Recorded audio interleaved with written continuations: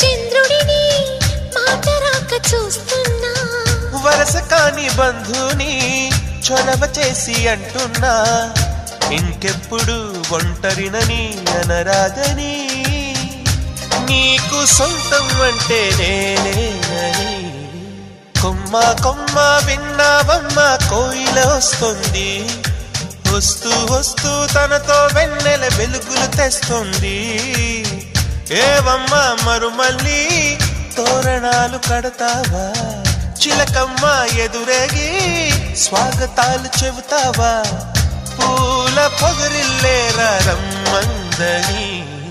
విన్నానమ్మ